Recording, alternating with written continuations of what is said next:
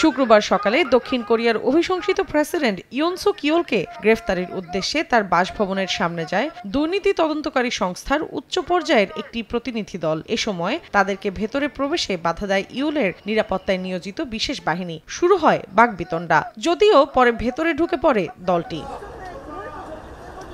এদিন ইয়োলের বাসভবনের সামনে অবস্থান নেয় তার সমর্থকরা। গ্রেফতারি পরোয়ানাকে অবৈধ বলে দাবি করেন তারা। পরিস্থিতি নিয়ন্ত্রণে আনতে ২৫০০-এর বেশি পুলিশ মোতায়েন করা হয়। বাস ট্রাক দিয়ে তার বাসভবনের বাইরে বাধা সৃষ্টি করা হয় বলে জানায় বিভিন্ন আন্তর্জাতিক গণমাধ্যম। কয়েক ঘন্টার নাটকীয়তার পর অভিশংসিত প্রেসিডেন্ট ইয়োলের গ্রেফতার প্রক্রিয়া স্থগিত করে সিআইও। সংশ্লিষ্টরা জানান, নাগরিকদের সুরক্ষার কথা চিন্তা করে এই সিদ্ধান্ত নেওয়া হয়েছে। দক্ষিণ কোরিয়ার গণমাধ্যম বলছে, গ্রেফতারি পরোয়ানার সময়সীমা থাকবে ৬ জানুয়ারি পর্যন্ত।